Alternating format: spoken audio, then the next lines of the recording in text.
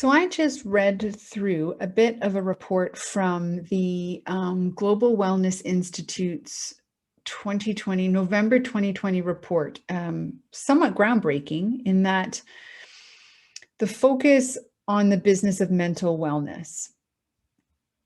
And the report is called Defining the Mental Wellness Economy.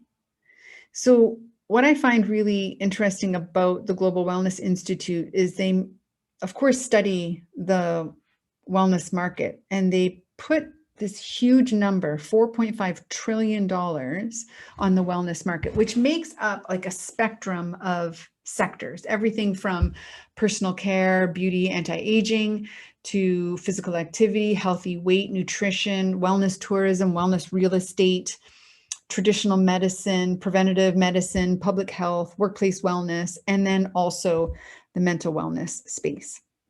And in this report, it talked about the mental wellness space being $121 billion of the $4.5 trillion that the market makes up. Okay, so all those interesting numbers. But here's what stood out almost the most to me is the subtext of this report.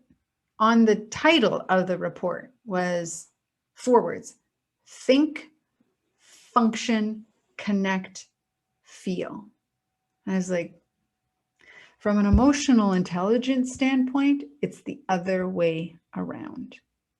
Feel, connect, function, then think. Because when we think of our mental wellness, wellness as a spectrum, from an emotional intelligence standpoint, the foundation of me being mentally well is that I have to be able to feel my emotions and have a broad vocabulary to describe what they are. And in order for me to feel my emotions, I also have to be able to connect to the signals that I'm receiving from my body.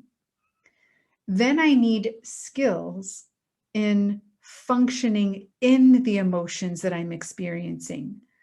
Can I sit with difficult emotions and process them and understand them? Because that's when I get to the thinking part of, now that I understand the emotion that's driving what I'm experiencing, now I can keep my IQ turned on and move to problem solving and decision making and relationship strengthening and stress management decisions.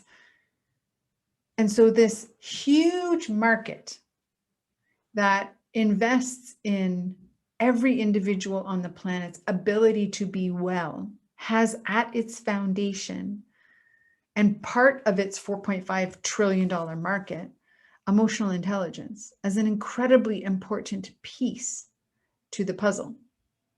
How do you know when you're unwell? Sometimes the first thing we're noticing is a pebble. Sometimes the first thing we're noticing is the brick. Sometimes the first thing we're noticing is the boulder. And the greater your emotional intelligence skill set, the more you notice the pebbles.